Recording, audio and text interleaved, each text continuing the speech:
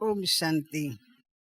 जब मैं जा रही थी परसों तो गुप्ता भाई जी ने एक विषय दे दी, तो संबंधों में मधुरता कैसे हो।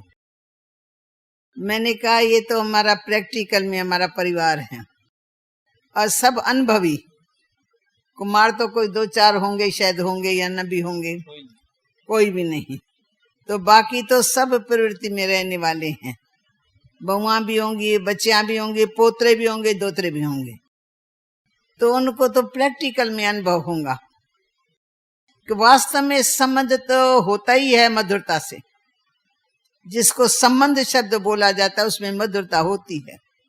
जब संबंध बिगड़ जाता है तो मधुरता खत्म हो जाती है। क्यों संबंध बिगड़ते हैं?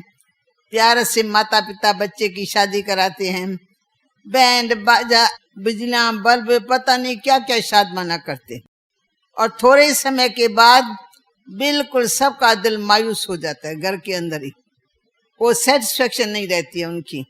जितनी वो आश लगा के बैठते हैं हमारी बहू आएंगी, हम ऐसे करेंगे, हम ऐसे करेंगे।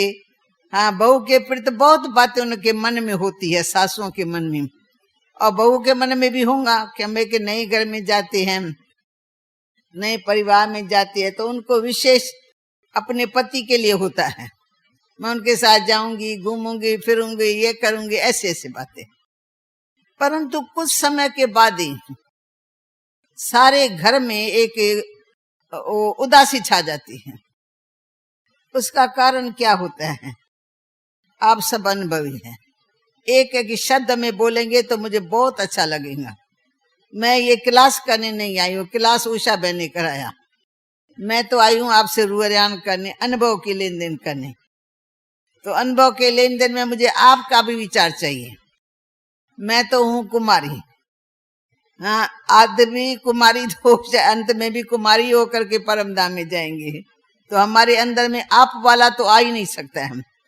आपका अनुभव आपके पास है, परंतु आप जैसे भाई बहनें जब मिलते हैं और हमारे सामने अपनी परिस्थिति रखती है, कुछ बातें रखती है, तो हमारे ध्यान में आता है ये बिगाड़ कहाँ से शुरू होता है, क्यों बिगाड़ शुरू होता है।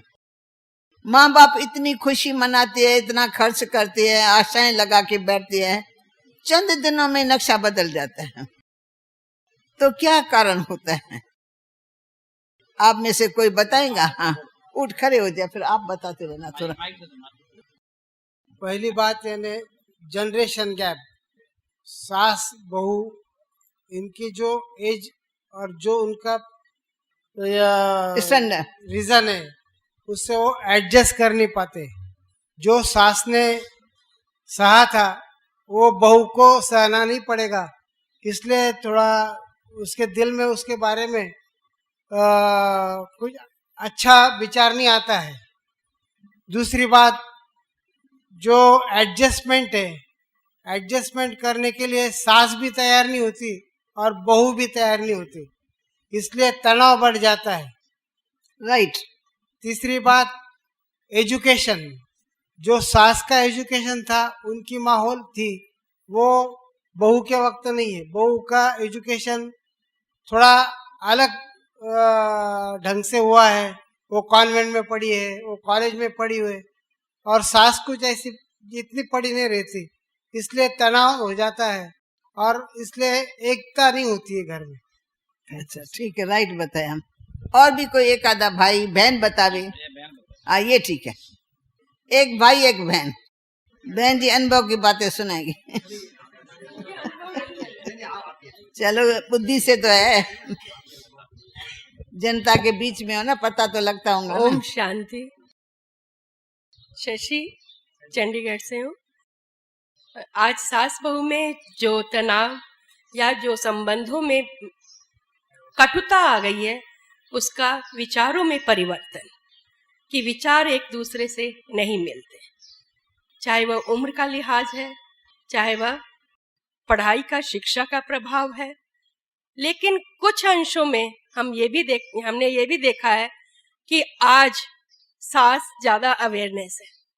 वह अपने बहू के साथ, बेटों के साथ तालमेल बना कर रखती। जरूरी नहीं है कि हम उसका एक नेगेटिव पॉइंट ही देखें, नकारात्मक विचार देखें, सकारात्मक भी हम देखते हैं, तो आज की जो सासें हैं वह बहुओं से ज्यादा मिलकर रहती हैं। और यह हमारा अनुभव है कि मेरे साथ जो मेरी कुलीग हैं उनकी बहुएं हैं तो बहुत प्यार से रहती हैं, बल्कि सासें अपनी बहुओं के को बेटी की तरह मानकर और उनके साथ उनका सहयोग पूरा करती हैं, उनके बच्चों को देखती हैं, उनके साथ मिलकर रहती हैं। तो ये तो अपने अपने विचारों की बात है। फिर भी मेजॉरिटी की बात थोड़ा। ओके, धन्यवाद। थैंक यू वेरी मच, धन्यवाद। बड़ा अच्छा सब्जेक्ट छेड़ा गया है ये। दादी जी ने जो आज पूछा, मेरी भी काफी दिनों से इच्छा थी कि इस सब्जेक्ट पे हमारे ब्रह्म कुमारी वाले जरूर चर्चा छेड़ें, इस पर ज्ञान दें, क्योंकि आजकल ये माहौल बहुत बन रहा है। आप भी जानते हैं, हर टीवी सीरियल में बस सास बहू के सीरियल ज्यादा चल रहे हैं, सास बहू के मैटर ज्यादा आ रहे हैं। क्योंकि जहां भी देखेंगे आप, जिधर भी देखेंगे तो बस एक सीरियल चल गया, फिर वो जिधर उधर सास बहू के सीरियल चल रहे हैं। क्योंकि सामूहिक सब्जेक्ट है ये, सामूहिक विषय है कि जिधर उधर सभी के घर में ले दे के हमारी तुम्हारी वही कहानियां हैं। पर हम लोग इसका सॉल्यूशन नहीं निकालना चाहते हैं। हम लोग सोच नहीं पाते कि ऐसा क्यों हो रहा है। बस मैं अपने विचार, अपने अनुभव वही बताना चाहती हूँ। एक्चुअल होता यह है कि आज हमारी जो जनरेशन है और हमसे बड़े जो बुजुर्ग हैं, उनकी जनरेशन हमारी जनरेशन में यही फर्क होता है कि उनका जो रहने का स्टैंडर्ड रहा है वो अलग है। हमारा एजुकेशन, हमारी जनरेशन कुछ अलग जा रही है, जिससे कि वो हमें नहीं समझ पाते, हम उनको नहीं समझ पाते हैं। इससे तालमेल नहीं बैठता है, विचारों का आदान प्रदान नहीं हो पाता है।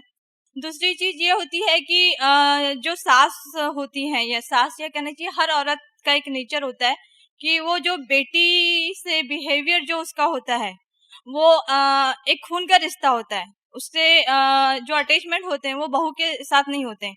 बहू के साथ उसके जो एक्सपेक्टेशंस होते हैं, उम्मीदें होती है कि उसको ये लगता है कि बहू आई है, मेरी सेवा करना चाहिए, मेरे घर को बहुत अच्छे से संवारना चाहिए, मेरे बेटे की सेवा करना चाहिए। वहीं कभी अचानक बहू की तबीयत खराब हो जाए या कुछ हो जाए तो वो बहू को समझ नहीं पाती, उसको लगता नहीं नाटक कर रही है, अभी अभी तो आई है अभी अभी तो आई है, इतनी जल्दी कैसे बीमार पड़ जाएगी, अचानक क्या हो गया। और वहीं उसकी बेटी अगर बीमार पड़ जाए तो घर सर पे उठ जाता है, 10 डॉक्टर आ जाते हैं 2 की बजाय, वो इधर उधर सब दौड़ा धूप मच जाती है। तो ये एक अंडरस्टैंडिंग का प्रॉब्लम है, समझदारी की बात है। आज वही सास ये समझे कि भाई ये बाहर की बच्ची आई है और ये माँ बाप भाई बहन सब कुछ छोड़कर आई है और इसका हमारे सिवाय कोई नहीं है, और हमने इसका पूरा देख रेख करना चाहिए। अभी तो नई है, हमें ढलने को थोड़ा समय लगेगा, हमको समझने और इसको हमें समझने थोड़ा वक्त हमको देना चाहिए। ये अंडरस्टैंडिंग अगर हर औरत में बैठ जाए तो मुझे लगता है कि काफी जल्दी ये प्रॉब्लम सॉल्व हो जाएगी और ये मैटर खड़े नहीं होंगे, किसी के घर में कोई विवाद नहीं होंगे। और सास बहू का तो ऐसा रहेगा जैसे कि एक 2 सहेलियां हैं, 2 सहेलियां आपस में जैसे रहती है वैसे सास बहू रहने लगेंगी। थैंक यू, धन्यवाद। और कौन बोलने चाहेगा? जो बोलने चाहे वो आगे आ जाए। सिद्धार्थ जी। ओम शांति। बड़ा सोहना सब्जेक्ट दादी जी ने चुनिया। मैं इक्को ही ध्यान दवांगा कि दाज ते दहेज जिहड़ी है वो प्रथा जिहड़ी है ਉਹੀ साडी कारण है इन्हां डाइसेंशनस दा। किसी भी तरह सोच लो, जे वो लड़की तो असी ये भी मतलब एक्सपैक्ट करिए भी कुछ नहीं लेना, तो ईवन दैन उस तो बाद दे जिहड़े त्योहार ने, जिवें करवा चौथ आ गया या कोई दिवाली आ गई, तो ਉਹਦੇ उत्ते भी एक्सपैक्टेशन आ जाती है कि चलो जो उदों नहीं तो हुण कुछ लैके आए। मैं फील करता वां कि जिहड़ी डौरी दहाज दहेज है यही सारियां कारण है इन्हां डाइसेंशन का। Thank you. और भी कोई अपना विचार दे। ओम शांति। मेरा अपना अनुभव तो नहीं है, लेकिन जो मैंने देखा है अपने कोलीग्स में, specially in the younger colleagues जो जिनकी अभी अभी कुछ 3 साल 4 साल 2 साल पहले शादी हुई है, तो उनमें देखा मैंने, वाइफ भी डॉक्टर है, हस्बैंड भी डॉक्टर है। तो अभी नई लड़कियों में और पुराने जो डॉक्टर्स हैं उनमें थोड़ा ये मैंने फ़र्क देखा कि दैट फीलिंग कि वी आर इक्वल मीन्स हम भी कमाते हैं तुम भी कमाते हो, तो दैट ईगो क्लैश थोड़ा लड़की में रहता है और उससे ज़्यादा उसके पेरेंट्स, लड़की के पेरेंट्स उसको बहुत ज़्यादा हवा देते हैं। मतलब रादर देन मतलब उनको सही रास्ता बताने के बजाय उनको उल्टे रास्ते चढ़ाते हैं। और जो पुराने जो हमारी जनरेशन वाले डॉक्टर्स थे तो हम ये ऐसा मानते हैं कि ओके हम इक्वल हैं but at the same time we are different, we have हमारे दो अलग सोशल रोल्स हैं। तो अगर इक्वल का मतलब ये नहीं है कि आज सर्वेंट नहीं आई तो मैं बर्तन साफ कर रही हूँ तो मेरा हस्बैंड भी आधे बर्तन साफ करे, दैट इज वो एटीट्यूड नई लड़कियों में मैंने देखा कि हम भी तो हैं तो हम नहीं थके हैं क्या, तो उन्हें तो हो सकता है वो जाके बाजार से 2 सब्जियां ले आए, हम घर का झाड़ू लगा दें, या 2 दिन घर का झाड़ू नहीं लगा वो ज़्यादा अच्छा है बजाय उसके। मेरे मतलब मैं रियल एक्सपीरियंस बता रही हूँ कि वो लड़का सर्जन था, वाइफ डेंटल सर्जन थी, तो सर्वेंट के नहीं आने से हस्बैंड को उसने फोर्स किया तो उसने बेचारे ने पोछा लगाया विथ लकड़ी का, वो जो पोछा होता है वो साथ में कपड़ा लगा होता है। फिर भी झगड़ा चलता रहा तो रात के 12 बजे लड़की के पेरेंट्स का मेरे पास फोन आया कि मैडम उनका बहुत झगड़ा हो रहा है, आप जरा जाइए। तो लड़की की ये शिकायत है कि मैडम इसने पोछा तो लगाया लेकिन वो नीचे बैठ के नहीं लगाया।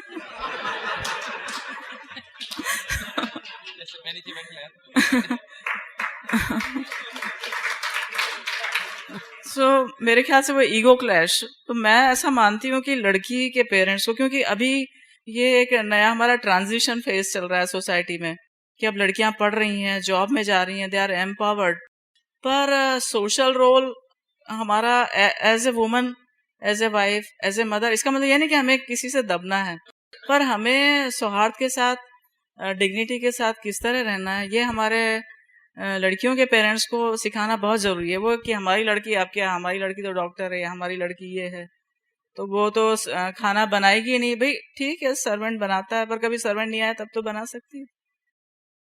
तो ये मेरे बहुत सारे अनुभव में, बहुत ज़्यादा बोलना ठीक नहीं रहेगा। तो ठीक है, इतना जी। बहुत अच्छा। बस हो गया? अच्छा, बस ये लास्ट।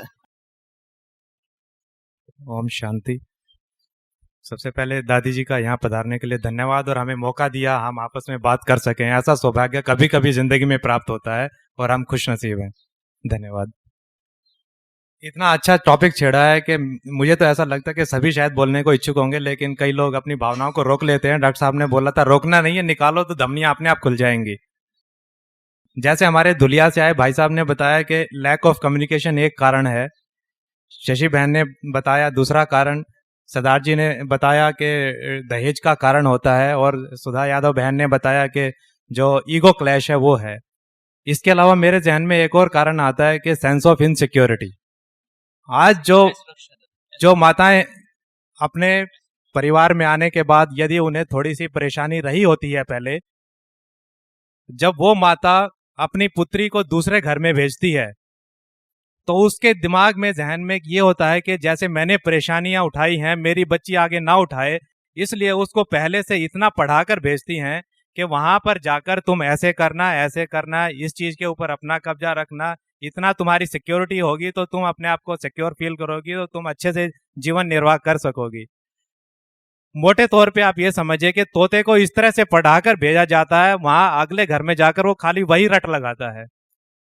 और ये मेन जो कारण है वो इनसिक्योरिटी जो वो फील करती है, उस अपने कवच से बाहर नहीं आना चाहती है, और उसे ये लगता है कि मैं नए घर में हूँ, शायद मैं अपनी रक्षा स्वयं कैसे कर पाऊँ, इसीलिए वो जो माँ का पढ़ाया हुआ है अधिकतर उस पर कार्रवाई करती है।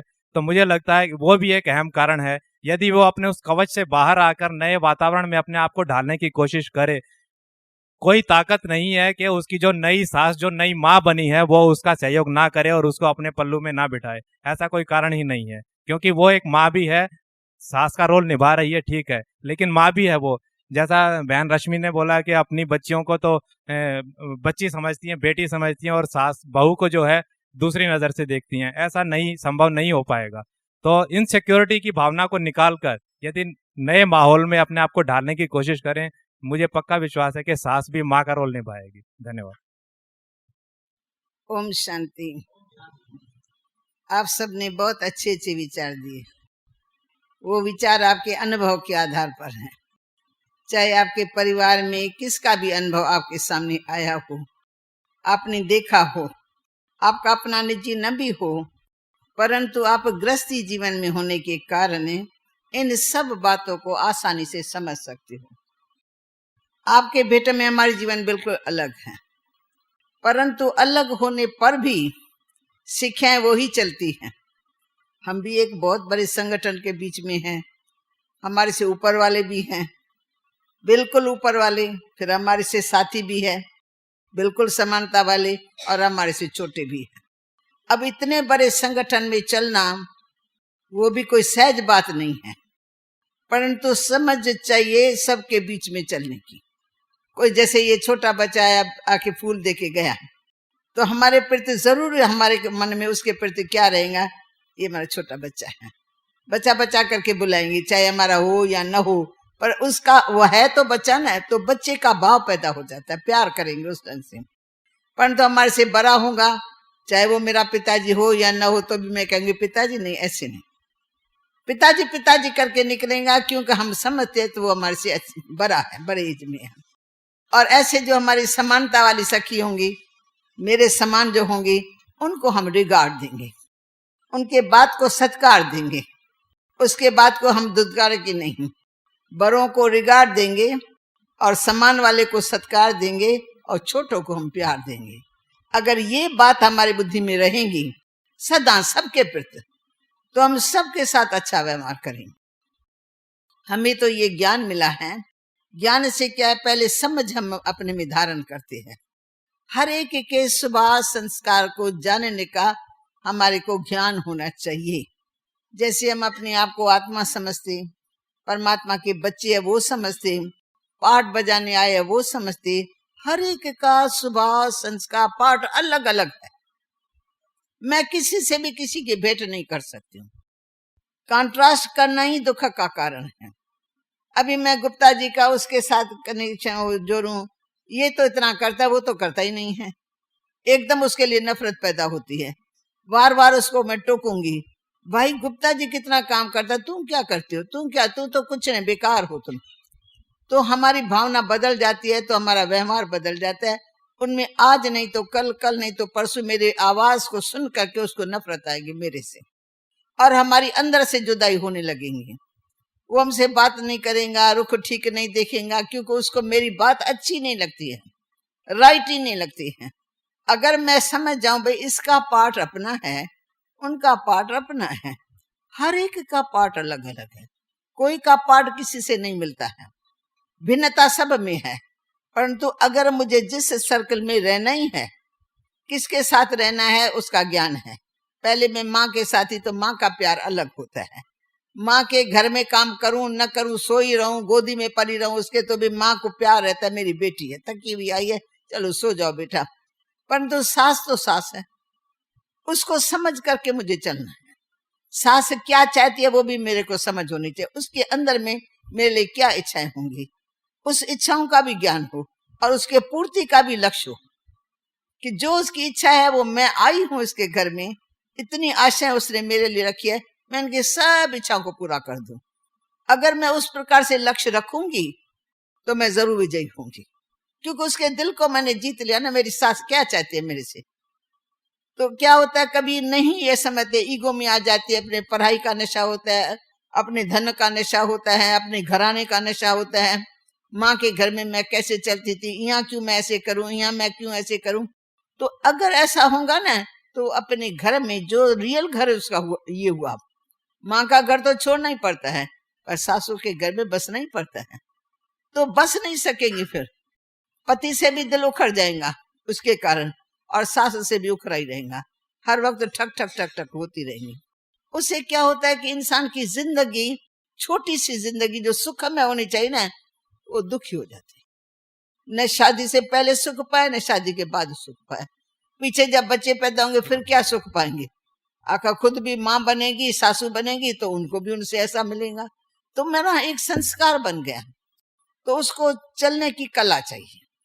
मेरे पास एक ही छोटा मिसाल, बहुत छोटी सी एज वाली लड़की, जैसे ये अभी आई ना मेरे पास यहाँ, जिसने अनुभव सुनाया, ये तो बड़ी है, वो उनसे भी छोटी आई थी। मानो शादी करके आई थी, अभी उसको बच्चा पैदा नहीं हुआ था।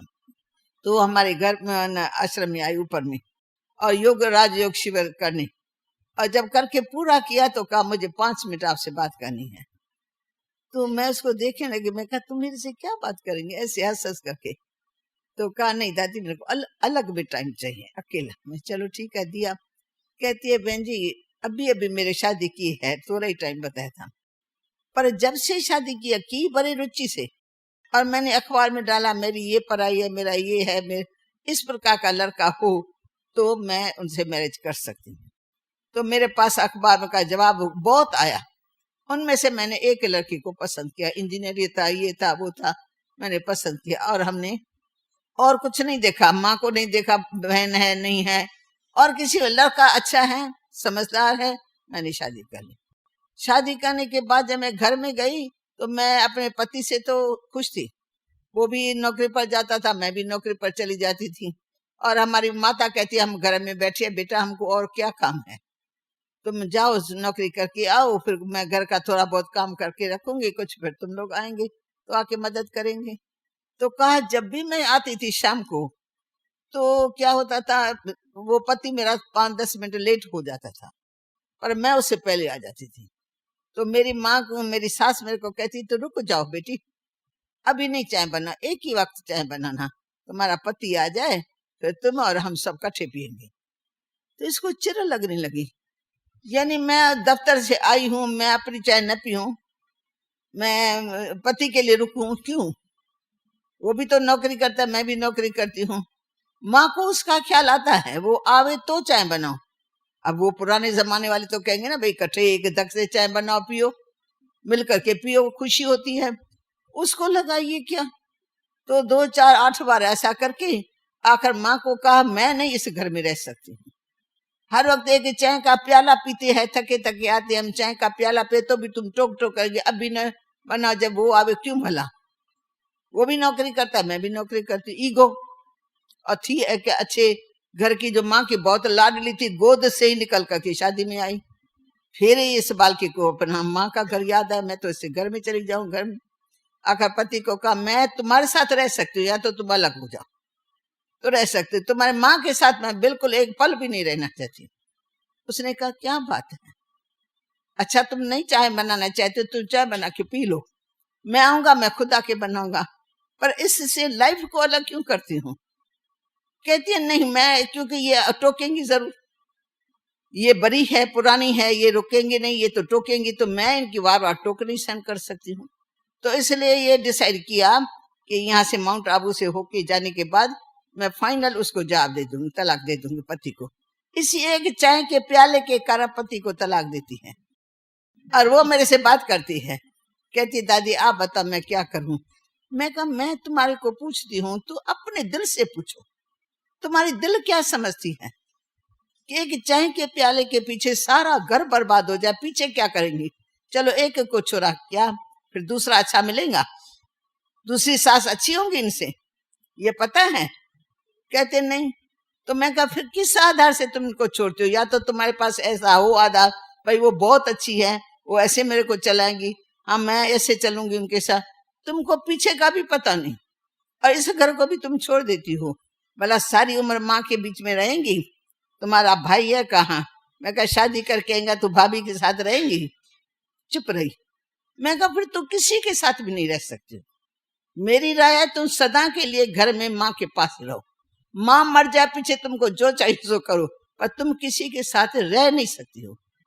तुम्हारे में एडजस्ट पावर नहीं है, समझ भी नहीं है। आखिर सास तो सास है ना, अगर कहा तो क्या हुआ? एक चाय का प्याला, इतने भी तुम्हारे में ताकत नहीं। चलो तुम बना के पियो मम्मी, जब बाप पिताजी पति आएगा ना मैं बना के दे दूंगी, आपको भी बना के दूंगी, उसको भी दूंगी।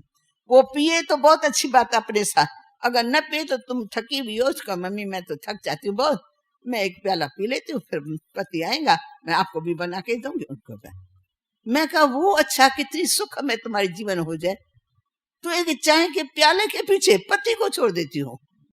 मैं कहा ये तो मिसाल अखबारों में आना चाहिए कि आजकल के बहुओं को क्या चाहिए, बहुआ कैसे चल सकती हैं। मैं कहा वंडरफुल, तुम्हारे जैसी औरत मैंने नहीं देखी।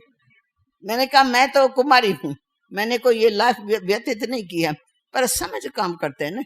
सास सास होती है, सास के मन में आश होती है, तुम्हारा काम है उसकी आश पूरी करना, उसकी दिल ऐसी लो वो खुश हो जाए। मेरी बहू बहुत अच्छी है, मेरी सारी थकावट दूर कर देती है। वो खाना बना के मम्मी तुम क्यों बनाती हो, हम चाय पानी पी के हंस के बैल के फिर बना लेंगे। यानी तुम दिल लो तो उसको लगो मेरे घर में मेरी बहू आई, मेरी सेवा की। उनके अंदर आश होती है कि सेवा करे। तो सेवा तो न करो, पर एक चाय का प्याला भी न बना के दो और तुम बिगड़ जाओ तो वो बेचारी डर जाएंगी। भाई मैं तो उसको कुछ नहीं कह सकती हूँ, फिर तुम्हारे बेटे और इनके बीच में फर्क पड़ेगा। वो मम्मी कहेंगी भाई मैं तो तुम्हारी औरत को कुछ नहीं कह सकती हूँ, मैं कुछ भी बोलती हूँ तो ये ऐसे मुंह फुला के बैठ जाती है, मैं कैसे इनके साथ रहूं। तो माँ बेटे का विचार फिर भी मिल जाएगा, पर तुम नहीं मिलेंगी, नहीं मिलेंगी तो आखिर क्या होगा, तुम अलग हो जाएंगे, फिर तुमको कौन रखेगा। तो मैंने रियलाइज करा, 2-4 बातें रियलाइज कराई। तो अपने माँ से भी पूछो, सारी उम्र रखेंगी, तुम्हारी भाभीियों को छोड़ देंगी, तुमको रखेंगी। अगर वो भी ना रख सके तो फिर तुम्हारी भाभियां शादी करके बना ये घर बर्बाद हुआ तो तुम्हारा भी घर बर्बाद होगा। तुमने इस घर को नहीं बसाया तो तुम्हारा अपना घर जो लौकिक है वो कैसे बसेगा। तुम्हारे भाभीियों को भी पता लगेगा कि इसके कारण इसने ये छोड़ा। मैं कहा कितना उल्टा काम हो जाता है। आज से लेकर के ये दिमाग से निकाल दो, मुझे इसको तलाक देना। ईगो है ना, मैं पढ़ी लिखी हूं, मैं क्यों झुकूं, मैं क्यों चाय का प्याला पीऊं। मैं कहा जीवन में सुखी नहीं रहना चाहती हूँ। सुखी रहो तो तुम सब सेवा करो, सेवा से तुमको मेवा मिलेगा, बड़ों की आशीर्वाद मिलेगी और सारा परिवार का वातावरण अच्छा रहेगा। तुम अभी यहाँ से जाकर के ऐसा कर सकती हो। तो मैंने ऐसे शांति से धीरे धीरे समझाती रही, तो वो ऐसे से कर ले। मैं कहा अब इसके बाद जाकर के जो तुम करो अपने विवेक से करना, अगर मेरी बात जचे तो करना, न जचे तो न करना, फिर जचे और करो तो मुझे लिख करके भेजना। दादी ऐसे मैंने किया, फिर मैं तुमको खुशी का प्रसाद भी भेजूंगी और मैं पत्र भी भेजूंगी। ऐसे करके मैंने रवाना किया। दिल्ली का मिसाल था। सचमुच वो लड़की वहां गई, माइंड चेंज हो गया। पहले वाला जो माइंड था ना, चिड़चिड़ा और सासू ऐसे क्यों कहती है, क्यों मैं रुकूं, क्या कारण है, वो ईगो खत्म हो गया। फिर निर्माण चित्त होकर के सास को भी फीलिंग आई, जब से ये माउंट आबू से आई है तब से मेरी बहू सुधर गई है। पता नहीं क्या भगवान ने उनको, कैसे भगवान ने क्या मत दी, उसको लगाओ कि भगवान ने उसको कोई मत दी है। आगे चलते चलते हमारे ब्रह्मा कुमारियों के साथ उनके सास का भी संबंध जुट गया। आते जाते फिर ये सासू ने बताया, कहा मुझे जब से वो माउंट आबू से आई है तब से मेरी बहू में चेंज, उसका वातावरण चेंज है, मेरे साथ बोलचाल चेंज है, घर में जो चिड़चिड़ापन था वो खत्म है। मैंने सिर्फ कहा तुमको एक वक्त सत्संग में जाना है, या तो तुम्हारी शादी बर्बादी हो जाएंगी, जैसा तुम तुल करके आई हो मैं ऐसे ही करूंगी, और या तो तुम्हारी शादी आबादी हो जाएंगी, पर तुम सेंटर में एक वक्त जरूर जाओ। एक वक्त जाने से उसको सद्बुद्धि मिलती गई। सद्बुद्धि मिलते मिलते मिलते उनकी इतनी वृत्ति चेंज हो गई कि सचमुच सास को सास नहीं समझा पर माँ समझा, मेरी माँ है। एक घर छोड़ा पति की माँ तो मेरी माँ हो गई ना। वो सेवा कर, तुम सेवा करो ना। फर्ज किसका लगता है? तो जो पहले के जमानों का था ना भाव, बड़ों के प्रति रिगार रखवाना, वो माँ बाप रखते थे। आज के जमाने में नहीं। लड़कियों के माँ बाप देखेंगे कि लड़का अच्छा है, सुंदर है, पढ़ा लिखा है, संपत्ति वाला, बस शादी हो गई। लड़की अच्छी है, पढ़ी लिखी है, फैशनेबल है, ये है वो है, वो शादी हो गई। पर ये नहीं देखते लक्षण क्या है। पुराने जमाने की माताएं गुणों को देखती थी, लक्षण देखती थी, व्यवहार देखती थी। 2-4 बारी आते जाते बच्चे का व्यवहार देखते थे और करेक्शन करते थे। भाई ये तो हमारे परिवार में चल नहीं सकेंगे। हम कुमारियों को आजकल लेते हैं ना, तो आजकल की कुमारियां हमारे पास तो जैसे बहुओं के समान हो गई। पहले की कुमारियां और थी, धारणा, योग और कुछ लगन से आती थी। आजकल हम लोगों को भी आवश्यकता है, सेंटर खुलते जाते हैं, हम लोग कर नहीं सकते तो हम कहते हैं भाई तुम्हारे पास कोई कुमारी हो मेरे पास भेज देना। मानो एक कैसे हुई, जैसे सर्वेंट, तेरे पास कुमारी हो ना, एक मेरे को दे दे। मेरे से तो रोज मांगते हैं बहने, तो मेरे पास कोई हाथ में आ जाती है तो मैं दे देती हूँ। अब मैंने उनको आजमाया तो नहीं होता है, मैं रख करके 6 मास 12 मास तो मुझे पता लगे इस बात में ये बात है, इसमें ये, मैं उनको समझा दूं। तो न मैं समझा पाती हूँ, पर उनकी आवश्यकता अनुसार दे देती हूँ। फिर मैं ये कहती हूँ कि 12 मास ये बालकी तेरे पास रहेंगी, कोई भी बात हो इनकी मेरे को देना, मैं आप ही समझा देखूंगी इसमें क्या कमी है, क्यों ऐसा हुआ, तब उसको हम छोड़ेंगे किसी दूसरे स्थान पर भेजने के लिए। तो हमने देखा जब बालकी के हाथ में मैं अपने हाथ लेती ना, उनका हाथ अपने हाथ में, तो समझो उस बालकी को दिल में ये तसला होती है मेरी दादी। मैं कह तुम किसी चीज की परवाह नहीं करना, तुमको कोई चीज मिले कोई न मिले, मैं बैठी हूँ, बस मैं दिल ले लेती हूँ, मैं तुम्हारी बैठी हूँ, तुमको कोई चीज चाहिए कभी भी तुम मधुबन में आओ तो मेरे से बात करना, वो तो है तेरी, पर कोई भी बात हो तो मैं बैठी हूँ। तो देखो संबंध सुधर जाते हैं। छोटी छोटी बात समझाओ, पर प्यार से समझाओ। वो बात गुस्से से समझाते समझ में नहीं आता, विवेक खत्म हो जाता है, ईगो आ जाता है, किसने ऐसा क्यों कहा, इसने ऐसा क्यों कहा, तो क्यों कि उसको जो अंदर लग जाता है ना, फिर किसी की बात समझ भी नहीं आती। तो हम कहते हैं समझाओ ऐसा जो उसके बुद्धि में बैठे। एक बच्ची है, बुद्धि छोटी है, काम की अच्छी है, स्वभाव की अच्छी है, पर बुद्धि छोटी है। अब दूसरी बहन बुद्धि को समझती नहीं है, उसको हर वक्त ऐसे कहेंगे ऐसा क्यों किया, अरे तुमको ये समझाइए क्यों, अरे भाई तुम इसके बुद्धि को तुम समझो, अभी तेरे पास आए तुम इसके बुद्धि को समझो, इसकी बुद्धि क्या है।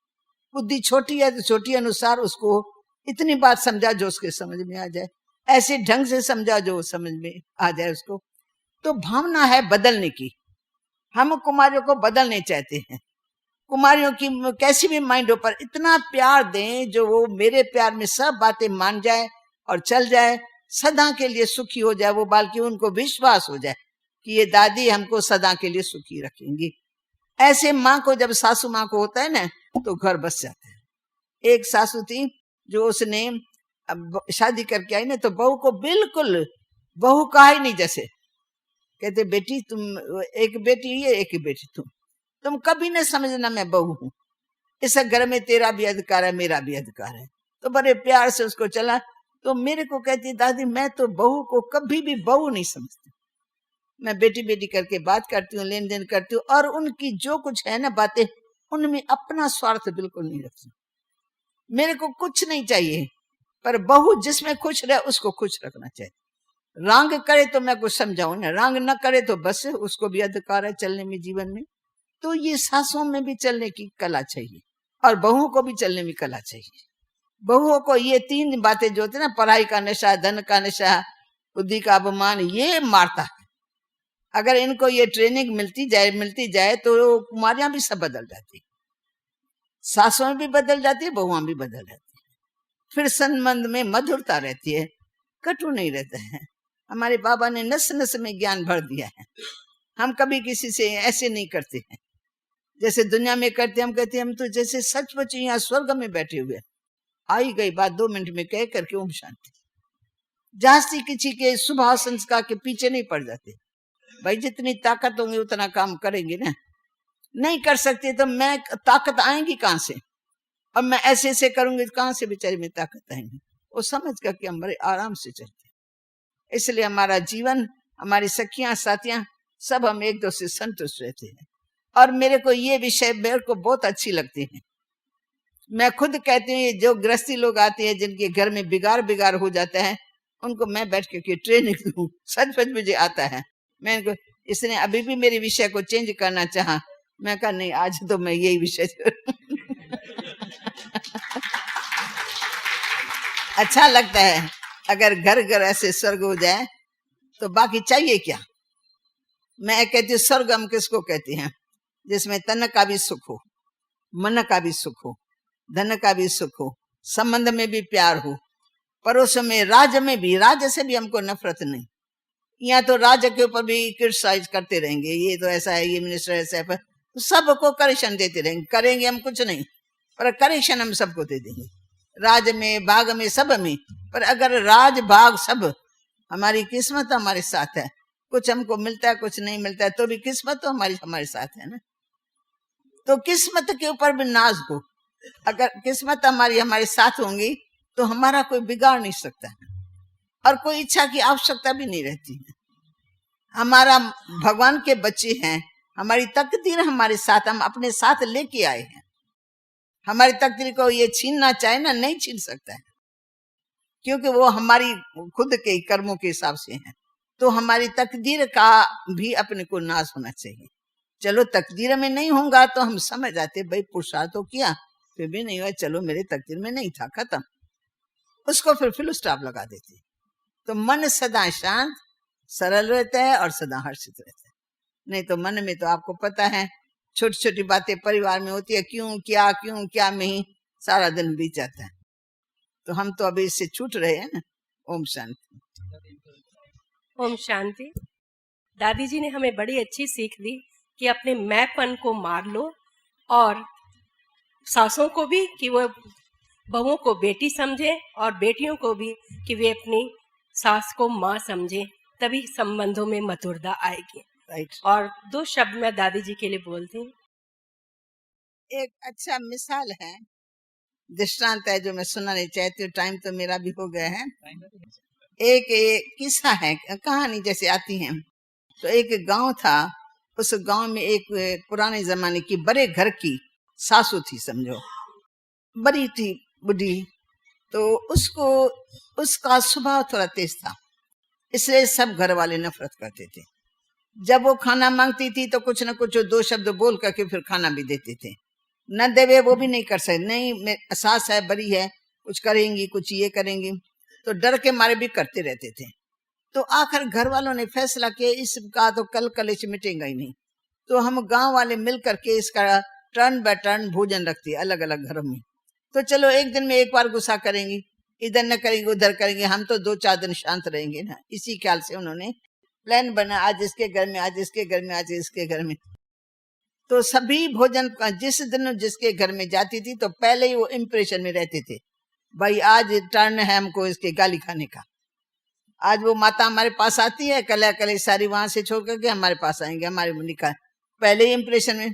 तो कुछ ना कुछ वो लोग भी चुंगा लगा देते थे, सेवा में कमी कर देते थे, पानी टाइम पर चाहिए नहीं देंगे, कुछ और सेवा करनी चाहिए नहीं करते। आखिर एक दूसरे गांव से एक लड़की आई, उसके मन में आया कि इस माता के प्रति इतनी नफरत क्यों, क्या बात है, ऐसा क्या उसके अंदर है, कोई बिच्छू है, कोई सांप है या क्या है, इतने लोग डरते हैं जो बात मत पूछो। तो उसने कहा कि ठीक है, इस सासू माँ को मैं अपने घर में बुलाऊंगी। उसने रिहर्सल की। तो जिस समय वो आई है ना, तो उनको क्या अंदर चाहता है बुढ़ी माताओं को, एक मान चाहिए, एक प्यार चाहिए और सेवा चाहिए, 3 बातें तो जरूर चाहिए उनको। तो उसने क्या, आते सार उसका सत्कार किया, बहुत अम्मा अम्मा करके बात की, गले लगी, ये किया, फिर बिठाया खटिया पर विधि पूर्वक बता के बोला मम्मी जब तक भोजन बने तब तक जलपान करो, पापड़ पानी दे के खिलाया पिलाया।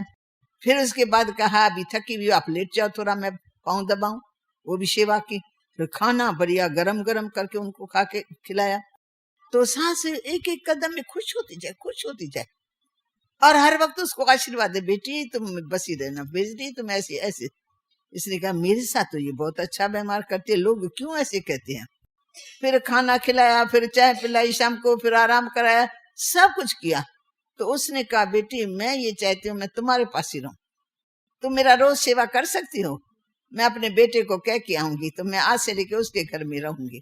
कहा अम्मी ये तो घर तुम्हारा है, मैं तुम्हारी बेटी तुम्हारी बहू हूँ, सेवा मैं सारी उम्र तुम्हारी करूं। उसको खातरी हो गई, अपने बच्चों को कहा आज से लेके मैं उसके पास ही रहूंगी। रही तो एक दिन दूसरा दिन, कितने दिन तक उनका व्यवहार वही, बड़े प्यार से और दिल से बड़ों का रिगार्ड, पुरानी माता है, इनकी मैं आशीर्वाद की पात्र बन। तो आखिर उसने कहा सारी मिल्कियत का मैं तुमको अधिकार देके जाती। फिर सभी ने उनसे पूछा तुमने ऐसा क्या किया। कहा मैंने इनकी 3 बातों को दिल में धारण किया कि माताओं को, बड़ी बड़ी माताओं को मान चाहिए, अगर हम मान नहीं देते हैं, तिरस्कार करते हैं, ऐसे शब्द बोलती है जो बड़ों को नहीं बोलना चाहिए, तो उसको चुप जाते हैं, फिर वो बहुत दुखी होती है। दूसरा कोई उनको प्यार नहीं देता है तो वो दुखी हो जाती है। प्यार से खिलाओ, पानी पिलाओ तो भी प्यार से दो, ऐसे करके दो। थाली ऐसे रखो, है ना, गुस्से में आएंगे थाली ऐसे रख के चले, भाई ये क्या, कौन खाएगा ऐसे, पता तो लगता है ना ये गुस्से से खिला रही है। और तीसरी सेवा, ये 3 बातें उसने नोट की। बस उसके बाद उसने सारी मिल्कियत, बहुत मिल्कियत थी, पुराने जमाने की माताएं होती ना, जमीनें, ये मकान मकान सब उसके नाम पर लिखा कि यही बहू है जो सबसे अच्छी है और मधुर है और ये मेरे को संभाल सकती है, इसलिए मैं इसके नाम पर ये सब करके जा रही हूँ। मैं एक मिसाल बताती हूँ, अगर हमारे मन में ये आ जाए, जैसे हमारी दादी है, हम प्यार, रिगार्ड और सेवा तीनों हमारे अंदर में है, इतनी पुण्य आत्मा हमको ज्ञान है, इस पुण्य आत्मा की क्या सेवा हमको करनी चाहिए। हम सब तैयार रहते हैं कि दादी की एक भी सेवा हमको मिले, हमारे समान है, जास्ती फर्क नहीं है, उम्र में भी जास्ती नहीं, 2 साल का फर्क होगा, परंतु उसकी जो स्टेज है उस स्टेज को हम जानते हैं, उस अनुसार हमारे दिल में रिगार्ड है। रिगार्ड होने के कारण जब भी हम दादी के कमरे में जाएंगे, दरवाजे के पास खड़े होंगे, बड़े प्यार की निगाह से हमको देखेंगे, आओ आओ मनोहर तुम बैठना, मैं आई मैं अभी आती हूँ, चेक करा था ये ब्लड प्रेशर वगैरह, मनोहर तू यहाँ बैठना, मैं आती हूँ।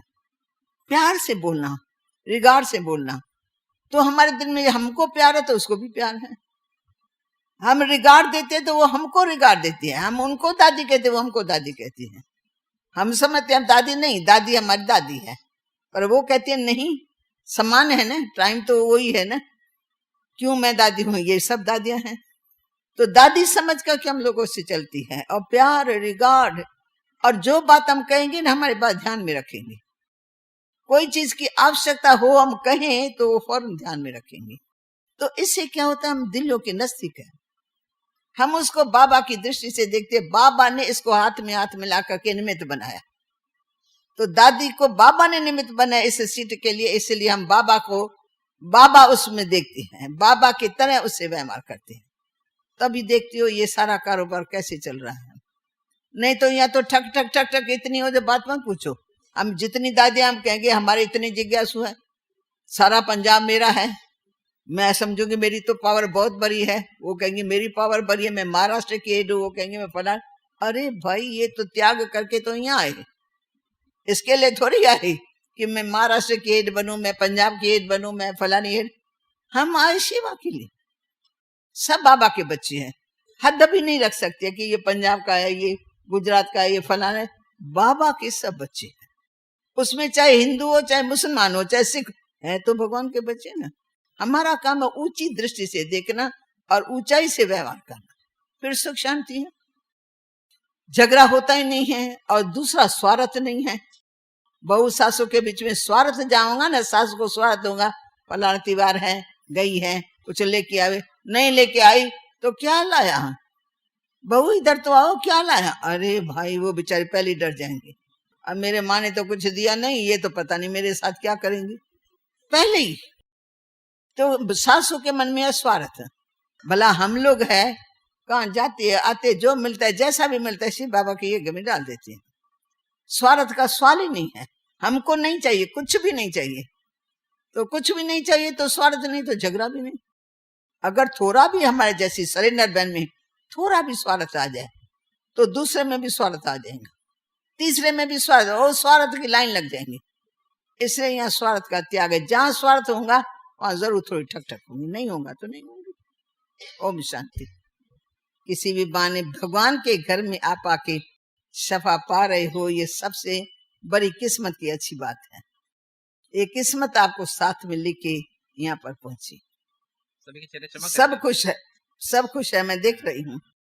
मुझे गुप्ता जी अभी पूछने की दरकार नहीं रहती है, क्योंकि मैंने देखा ना, पहले दिन का चेहरा और दूसरे दिन का और तीसरे, तब मैंने पूछा कितना दिन हुआ है।